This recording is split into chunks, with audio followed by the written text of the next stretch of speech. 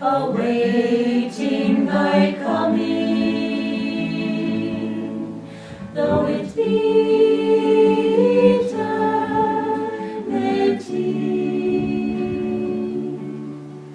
Keep calling him, keep calling him, whether he replies or not, keep calling him.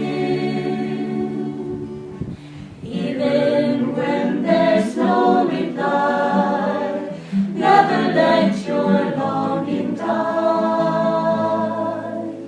and call to him, keep calling him. Remain persistent, undepressed, through dark and seeming silence.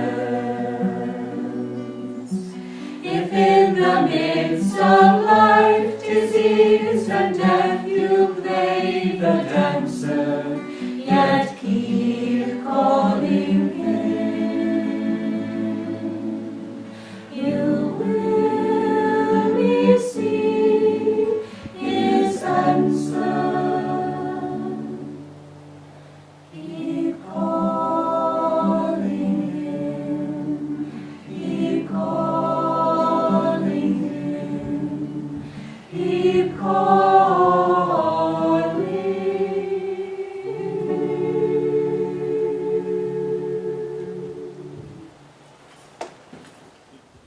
Our topic today is the promise of the Scriptures. Truth is one and eternal. Realize oneness with it in your deathless self within.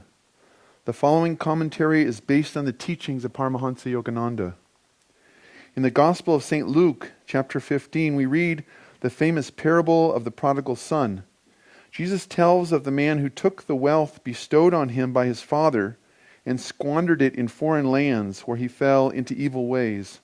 At last, repentant, he returned to his father's home. When his father saw him, he was, Jesus tells us, moved with compassion, and ran and fell upon his neck and kissed him. And the son said to him, Father, I have sinned against heaven and before thee. I am no longer worthy to be called thy son.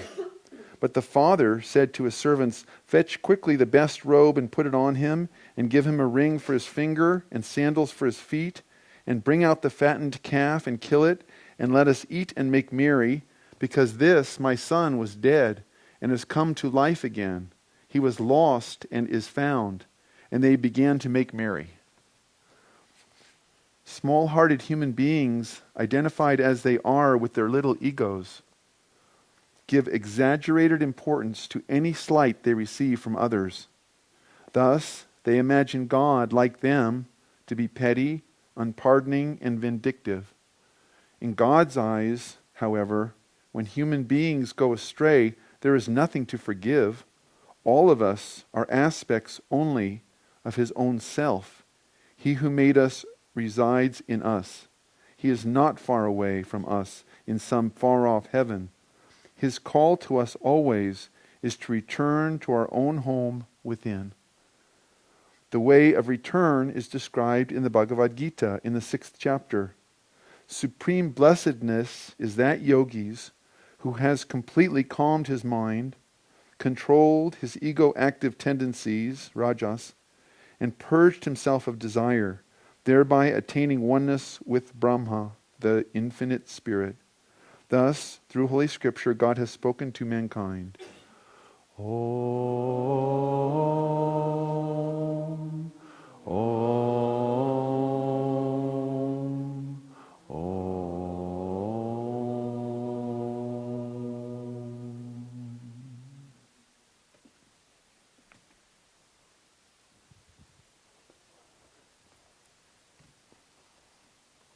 I'd like to read from Yogananda's Whispers from Eternity. And this is entitled, O King of all our ambitions, open the doors of noble aspirations in the mansion of our souls. Open our heart bud to thy love, and let the fragrance of our love escape its prison of ego to merge in thee. On winds of cosmic perception, may our fragrance be swept to thy temple of infinity. O King of all true ambition, throw open wide thy windows everywhere, in the red cloud at sunset, in the rosy glad clouds at dawn, in every charm-clad dream of human hopes. Open the doors of all noble aspirations that lead out from our ego mansions onto the vast panorama of thy bliss. Let our fragrance blow with thy breath, reminding all nature of thy unseen presence.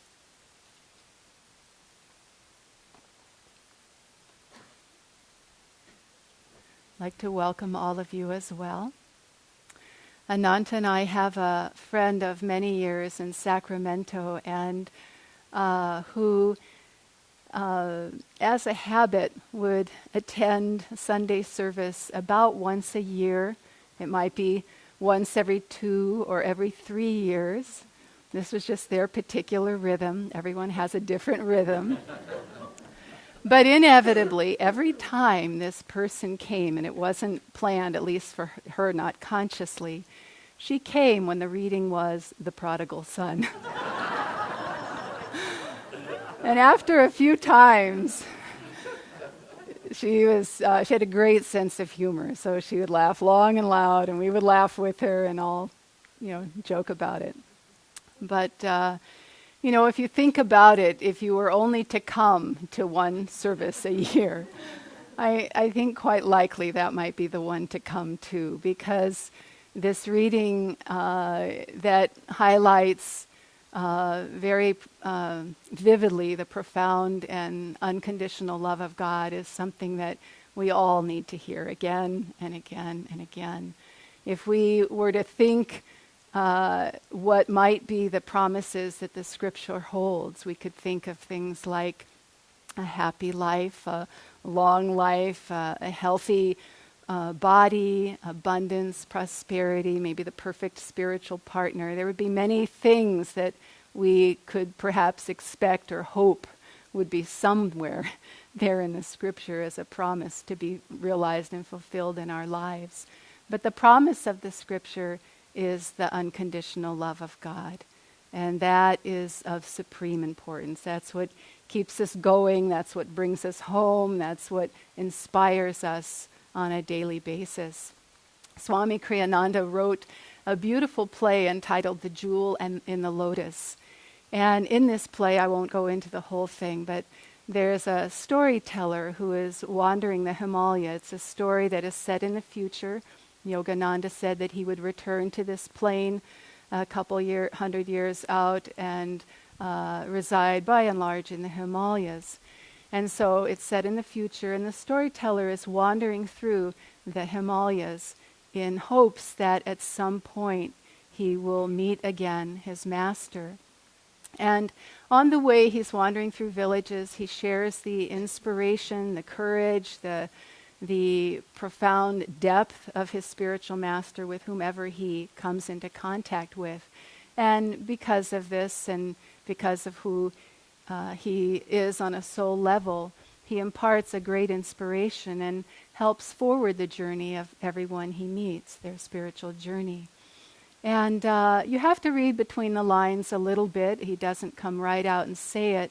But over the course of all of this sharing, you realize that he has suffered tremendously in his life, and even that he has, at some point or many times, turned away from God and is now coming back home. And at the end of the story, his newfound friends, some of them return to the village. They're inspired in their own personal quest, and others decide to wander too through the Himalayas and find the master. And so he's left there reflecting on all that has taken place on his life and what has brought him to this point in time. And he prays deeply that should he find the master, he be worthy of that meeting, worthy of that divine presence and that unconditional love.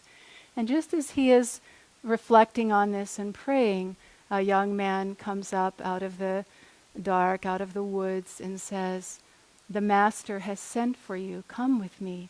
I will show you the way. There is a shorter path." And takes him then at that point.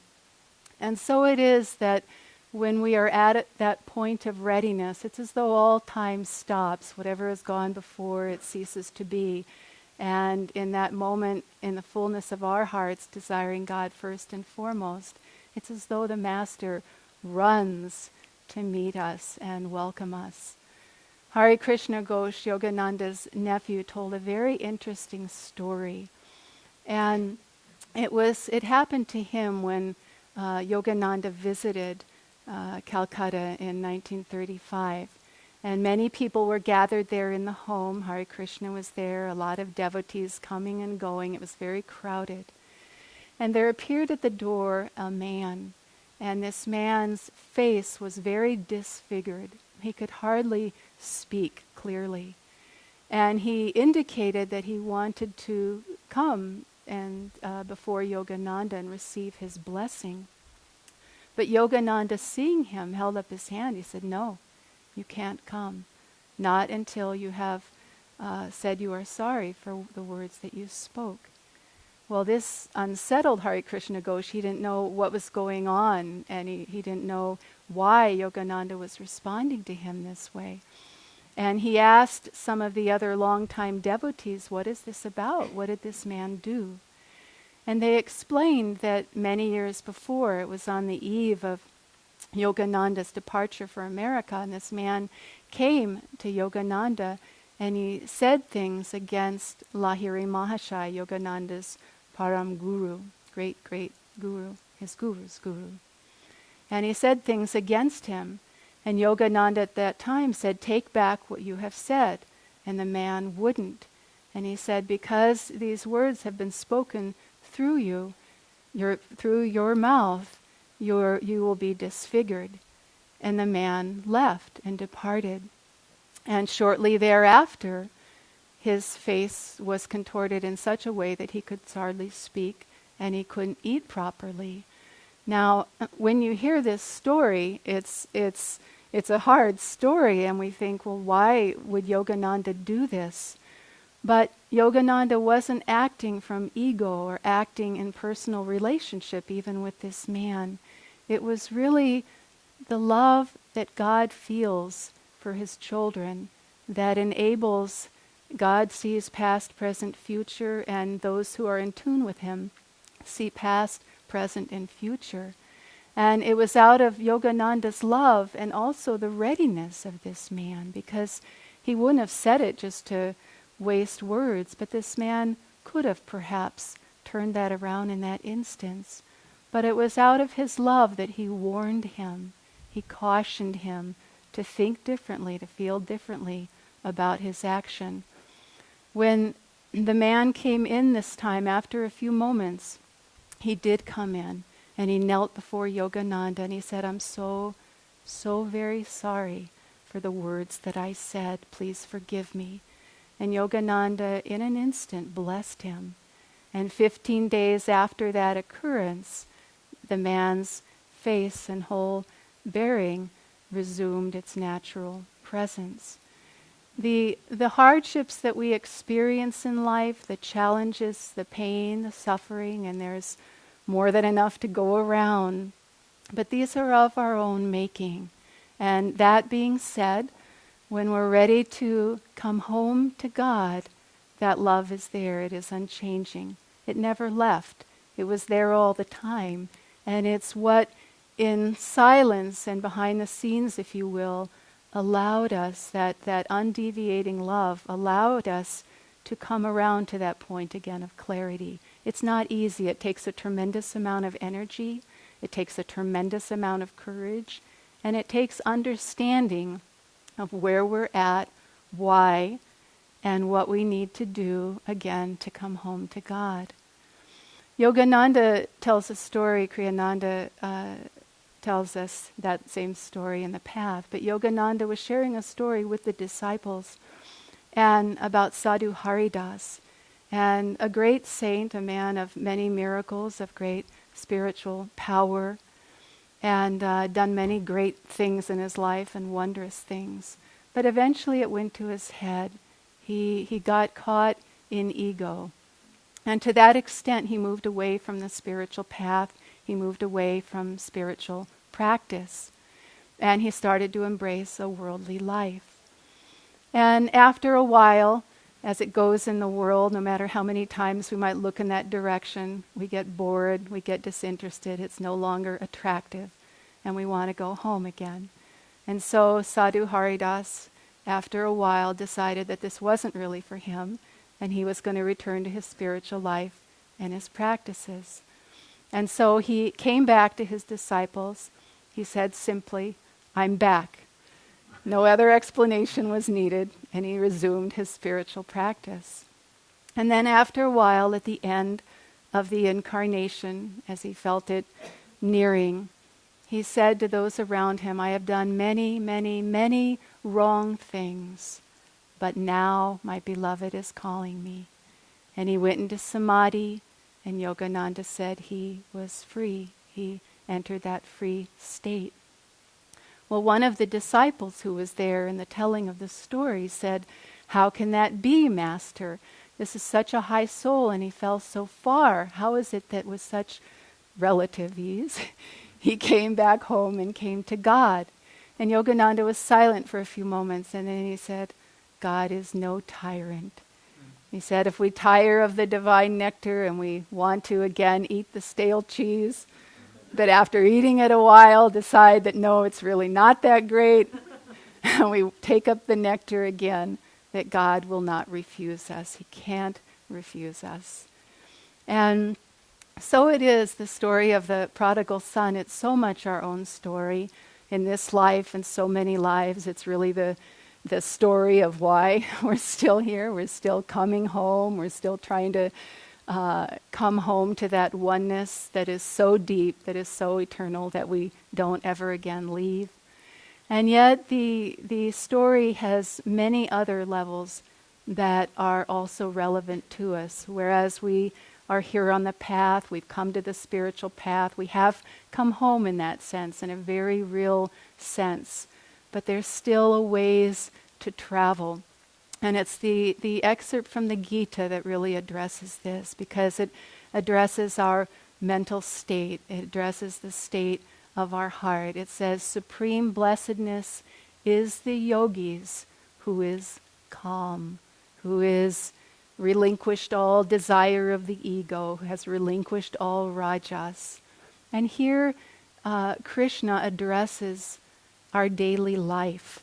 It's how the prodigal son teaches us how to live also in daily life, not just our coming back home to the spiritual path, but how we live each day. Because I know for myself, I go out in the morning after my sadhana, and then my mind moves to the right and it moves to the left, and it's on anything but God, all the time. And that's the wandering mind. That's the prodigal son, again, wandering and wandering, all day long, here and there. And we come back, but then we go out and we wander again. Vanamali Devi, who has been here this last week, she gave a satsang last Sunday night at the Hansa temple.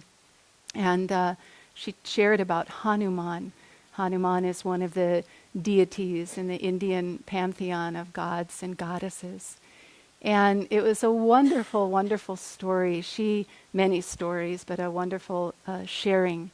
And she tried to explain why Hanuman is assuming an increased popularity in present time. There's all these different gods and goddesses, and different ones of them are to the fore at different times.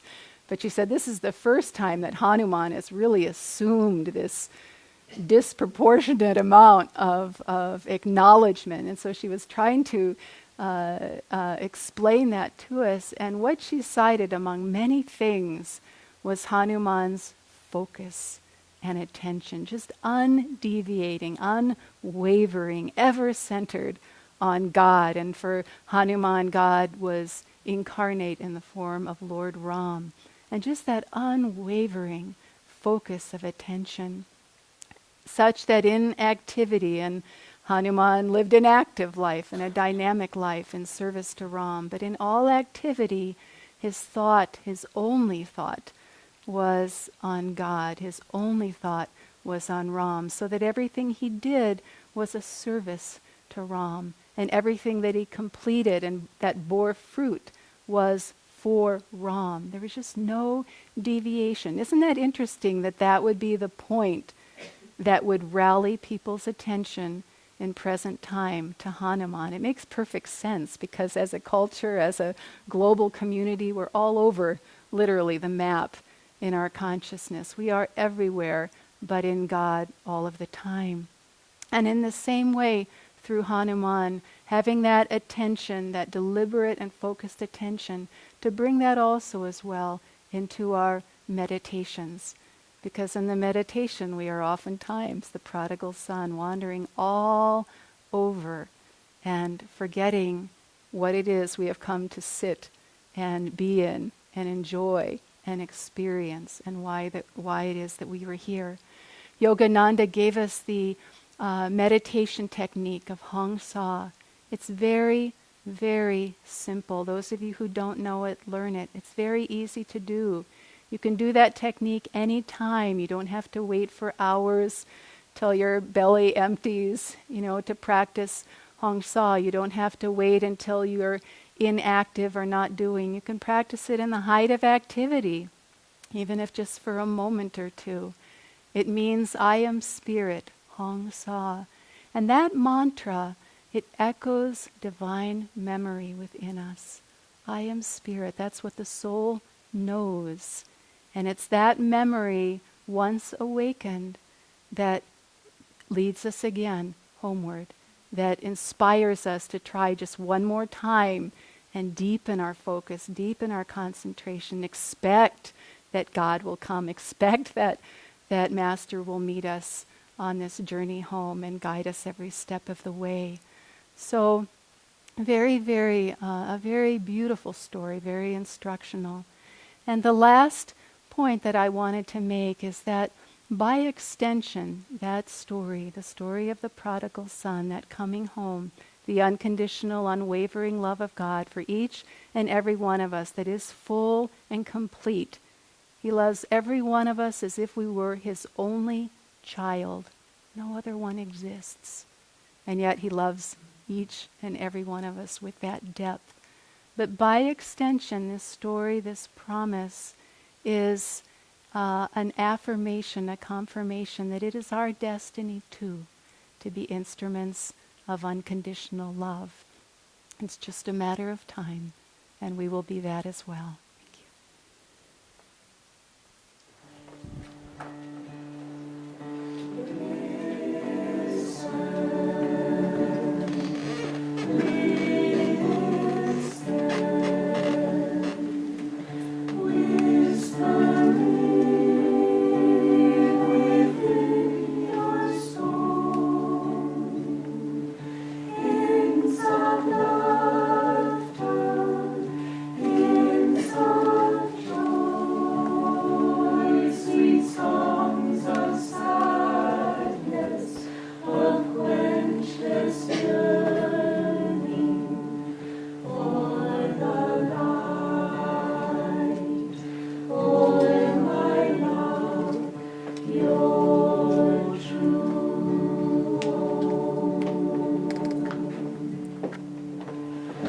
long your heart has played the dance, long you've toyed with nearest shadows of the treasures left behind you, deep in your soul.